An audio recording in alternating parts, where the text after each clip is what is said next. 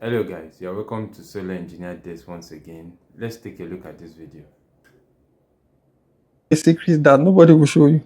Now, I have 8 units of 550 watt solar panels on my roof. They are actually bifacial, but let's leave the bifacial part for today. Now, we'll just do these metrics based on the simple result it gave me.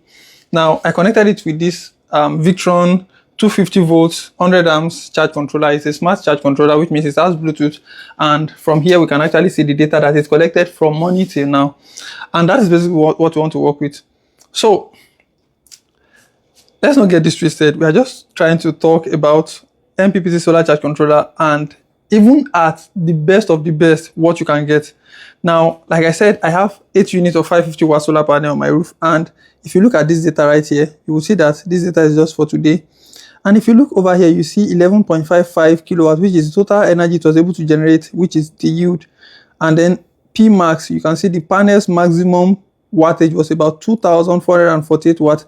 Now, if you divide this P max, this 2,448 watts, by 8, which is the total number of panels I have on the roof, you get about 300 watts, thereabouts.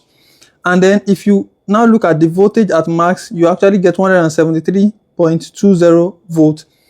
Now, if 8 panels at peak of 550 watts can generate 300 and, let me be specific, can generate 311 watts at peak, which means 600 watt panel can actually generate about, say, 350, 380 watts at maximum, which is why I usually tell customers, you cannot say you want to set up your system and then you want to have the exact capacity that is rated on your panel. So if your panel is rated 500 watts, you want to see 500 watts, and then by That's the getting issue. No, like I said in my previous videos, this is one of the reasons why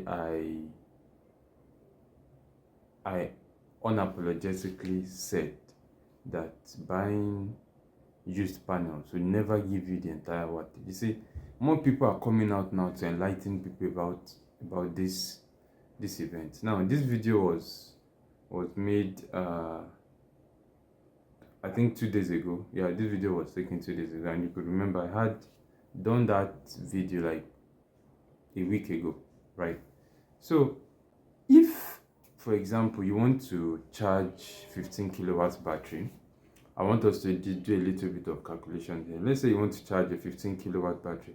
15 kilowatt lithium battery, in other words, means 15,000 watts, right? So that means you need, and we have average sun of about 5 hours, right? So you need about 3,000 watts steady solar output power to charge that battery from 0 to 100 without usage.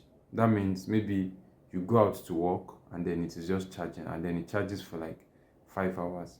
You're supposed to get full charge with that. Now, how do you get this 3,000, right? Mind you, if you are using 550 watt times 10 pieces, we give you 5,500, right? Now, this 5,500 is not even guaranteed to give you that 3,000 watts, because sometimes sun fluctuates, sometimes the sun might go down, might go up, and the likes. So even this 5,500 might not even give you 3,000 watts peak, might not. And mind you, most times, as clients are charging, they're also using. So that also counts for it. That's why on an average, an installer will tell you, okay, also use NEPA to charge it. At least if you have up to like 5 to 6 hours of light from the grid, it will also help to increase the charging efficiency. Do you understand? So if anybody is telling you, okay, we are putting 550 watts panel, 10%, that's 5, you are going to get 5,500 watts going to your battery, it is all lies. You will never, I repeat, you will never get that amount of watts going into your batteries. And mind you, now there's another thing. See, the amount of watts generated from the inverter is not the exact watt going to the battery, right? Because the inverter will also take its running wattage as well, right? So the rest is what goes to the battery. Then the battery also regulates itself. If BMS is connected, it might not even send up to that 3,000 to your battery. It might send around 2.5 or 2.7 to your battery. So these are other things that also count for for the loss of wattage.